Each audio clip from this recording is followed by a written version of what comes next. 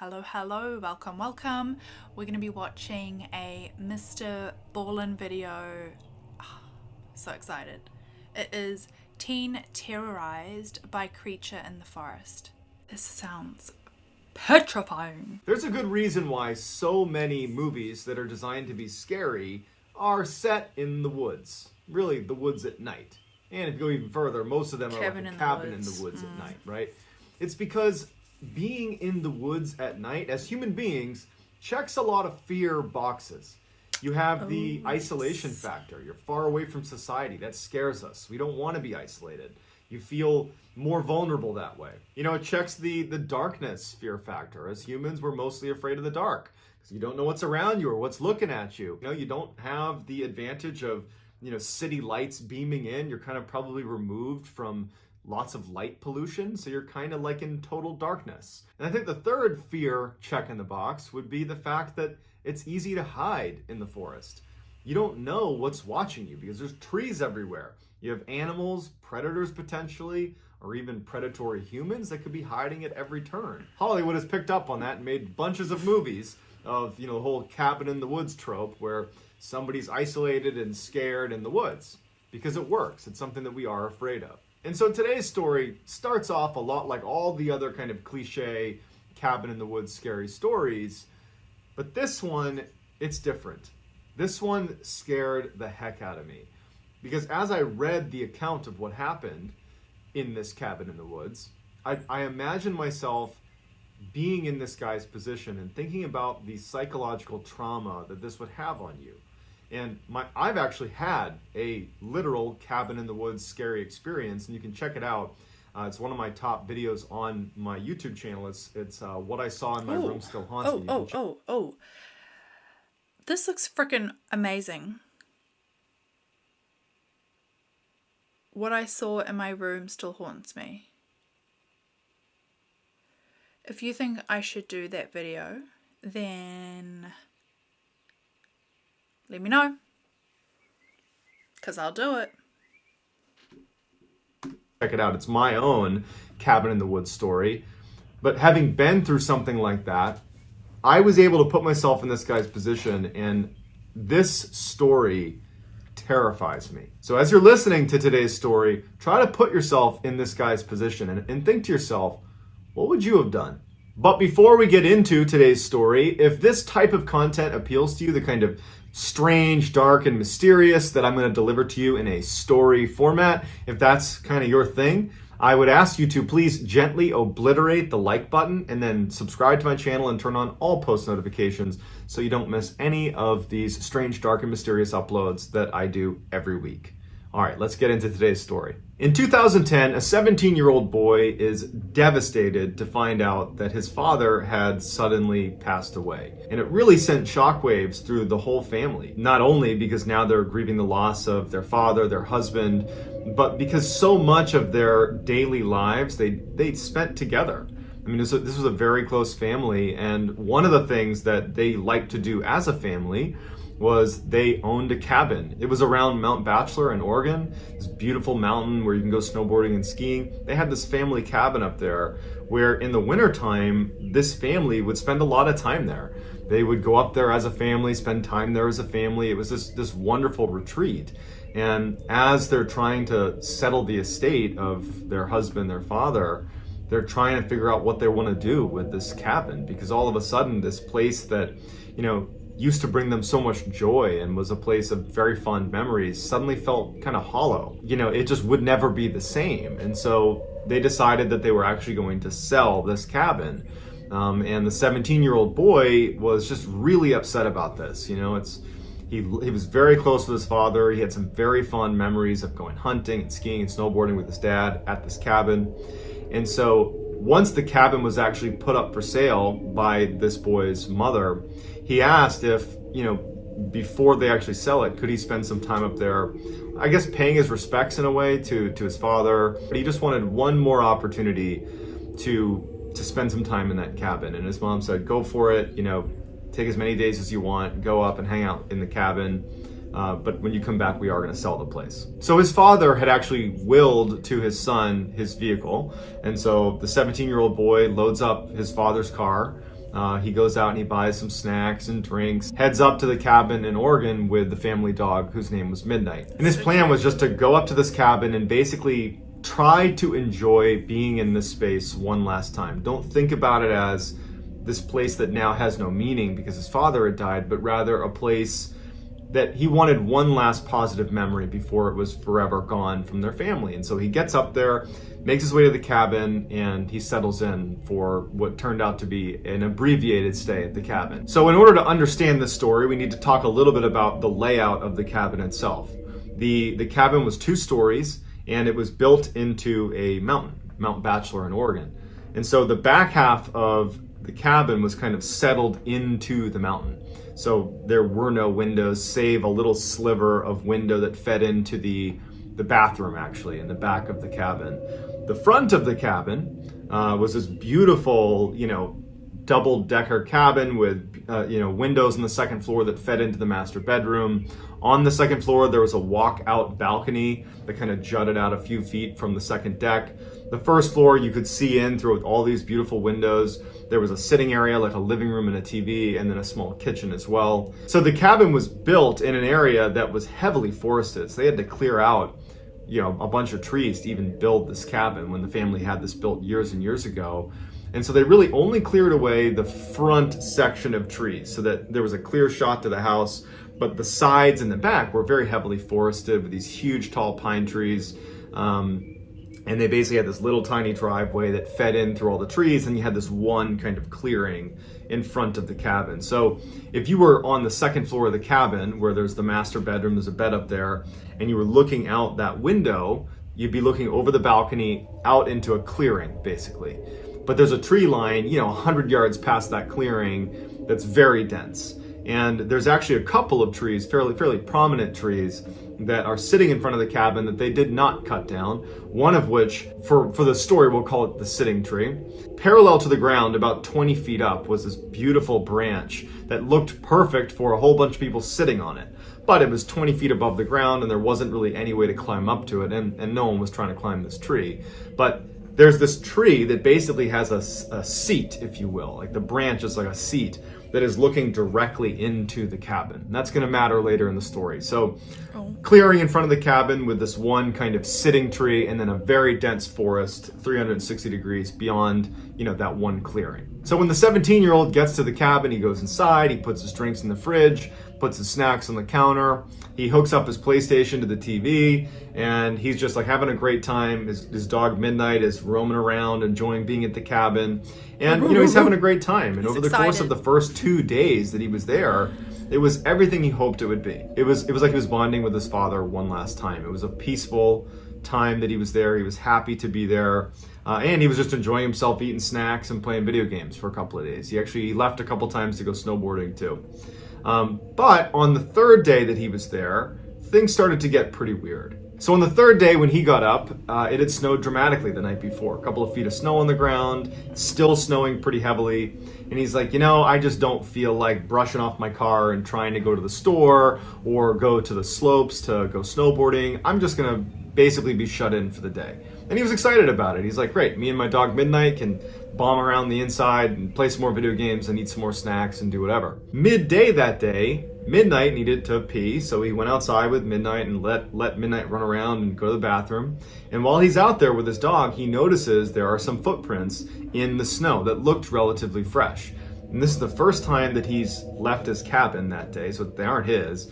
And his neighbors were pretty far away, and he figured that they were older, that they were probably not going to be trekking around the woods. So he's thinking to himself, I wonder who made these footprints.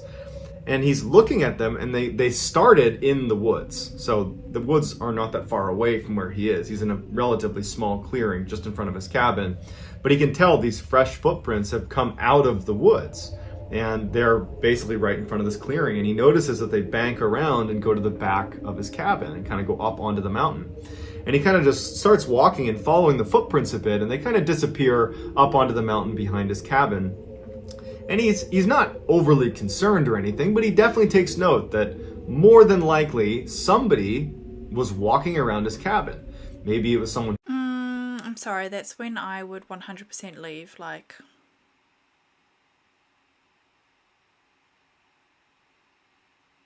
Would you be that casual about it? Like, who got no lost. thanks. Maybe it was a neighbor. I mean, he's rationalizing it. He's thinking, you know what? It can't have been anything too serious. Obviously, they didn't knock on my door. They didn't need anything. And so he kind of writes it off. So that night, he stays up late playing video games, and his dog is sleeping next to his chair. And at some point, he's tired and he wants to go to bed. So he draws all the curtains, so blackout curtains around the downstairs, shuts all the blinds, and locks all the windows, all the doors, and heads upstairs to the lofted second floor where the master bedroom is. He, gets in bed, turns off all the lights, everything's locked, everything's shut. The dog climbs into bed, and the dog would sleep up near his head. And suddenly the dog jumps up, still on the bed, and looks at the stairs leading downstairs to the front door. And its ears are perked up, like it's heard something. And it wasn't unusual for the dog to be a little jumpy, maybe it heard something. He wasn't overtly concerned. But when midnight, the dog jumps off the bed and sprints downstairs after having this sudden alertness. And he's listening. Now he is a little bit worried. He's thinking, well, I saw footsteps yesterday walking around my cabin, and now it's the middle of the night, and my dog is downstairs acting like it's heard something. And he hears the dog, Midnight, pacing around the downstairs, like back and forth, back and forth, back and forth. Every indication is the dog wants to go outside. That's the noises that he's picking up that signal from the dog. And so finally, even though he's feeling a little bit unnerved by this, he decides to go down and see what Midnight wants. And so Midnight is by the door, ears perked up, very eager to go outside. It's pacing, and he thinks, you know what, she just needs to go to the bathroom.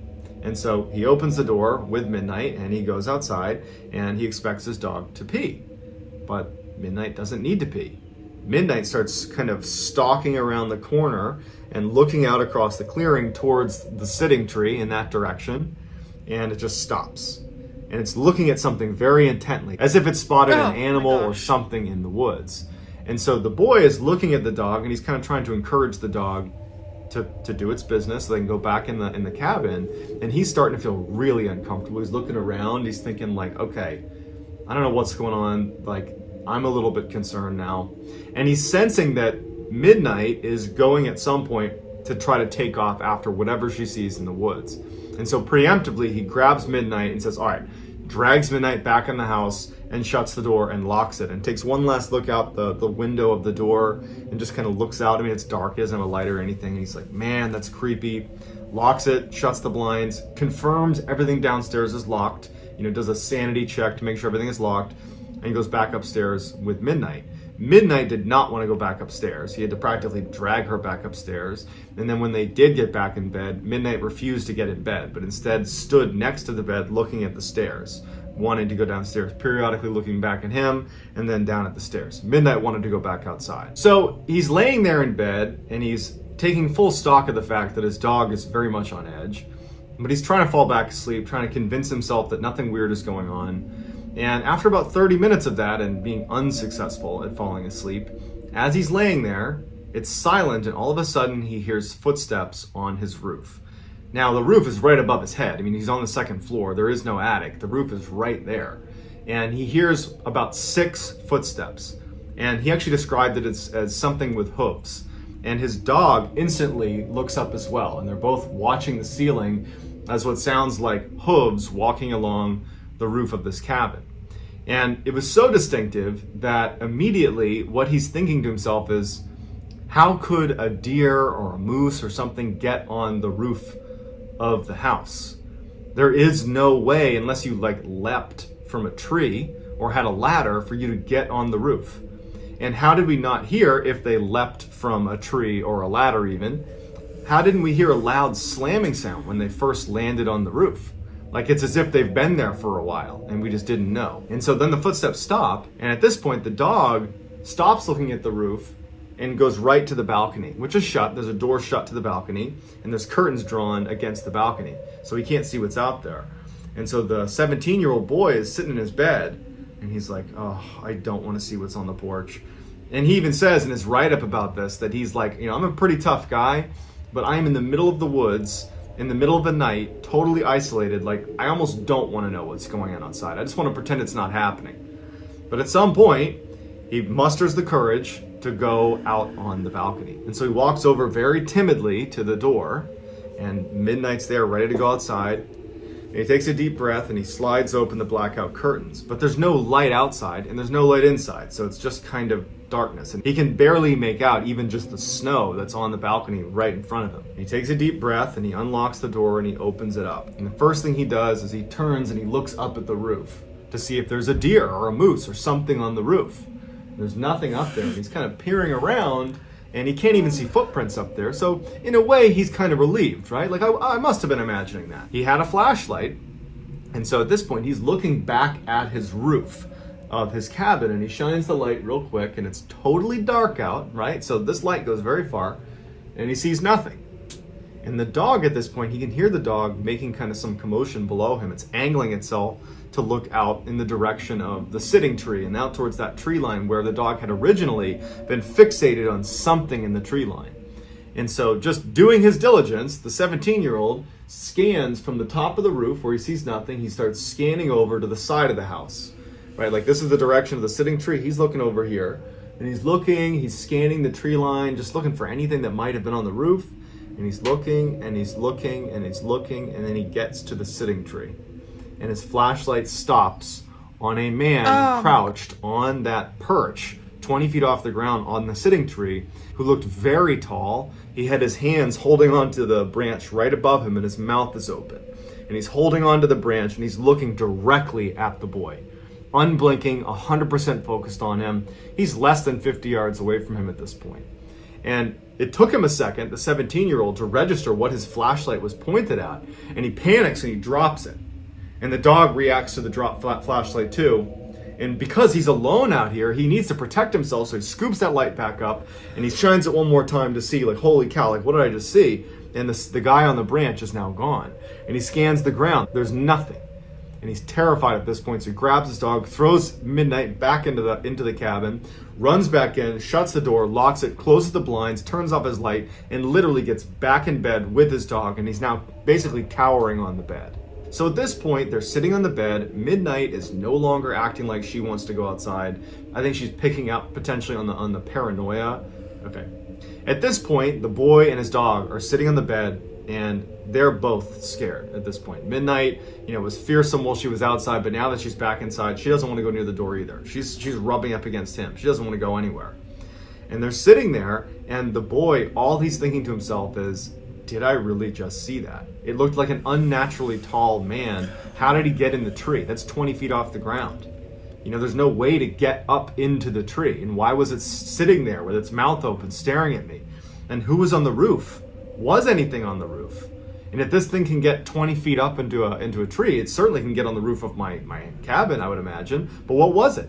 So he's having this type of thought process, and he's realizing too that it's not that late in the night. He still has hours until the sun's going to come up. And as he's basically panicking and feeding off his own paranoia, and it's getting worse and worse by the second, he hears tapping on the door, on the front door of his cabin. And his heart sinks. And he and his dog kind of look in the direction of the tapping, and he knows he's not going to go open the door. He knows that... you know what? At this point, I'll be like, aliens, just take me. I've had enough. I'm ready, I've had enough. Just take me away. The door is locked. He knows everything is locked. He's panicking that maybe it wasn't, but he knows he locked it. And the tapping just sounds like a finger tapping on the window. And at some point the tapping stops and he thinks, okay, maybe they'll just go away. And then he hears what sounds like footsteps outside, and then tapping begins on the side of his cabin. Not the front door anymore, like the wall of the cabin. Now it's a little bit louder. The tapping continues up the side of the house, and then it stops. And he's sitting there and he's thinking, whatever this is walking around my cabin. And then he hears tapping on the little slit that is the window that feeds into the bathroom that's right behind the bedroom that he's in right now.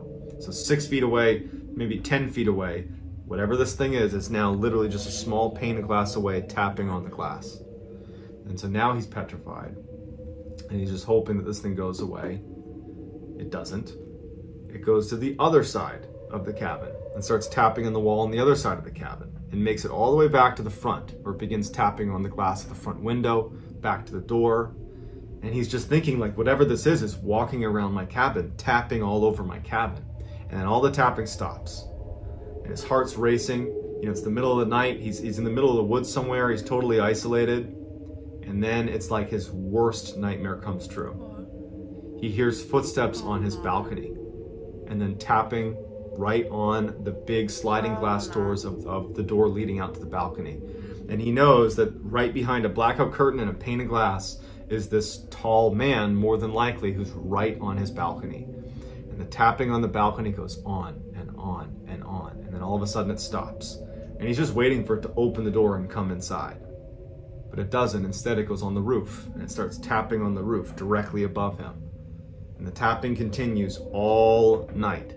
And so finally, the sun comes up. You know, he hasn't slept all night, and he finally gets the courage to go over to the balcony and open up the curtains and see what's out there. And when he does, there is nothing out there, but there's footprints as if someone had been pacing on the balcony all night. He opens it up and he finally just jumps out and looks up on his roof.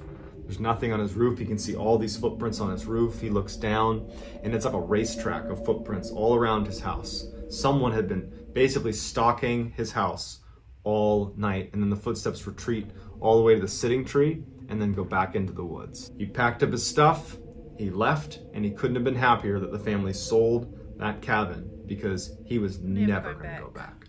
So to this day, he has no idea what it was, and even if it was just a person who was tapping on your windows and your walls and your roof and your balcony, even if it was just a human being doing that, that would be horrifying. Let alone if it was something else, something paranormal. And so if you want to check out my video about my experience, it's on my channel called What I Saw in My Room Still Haunts Me.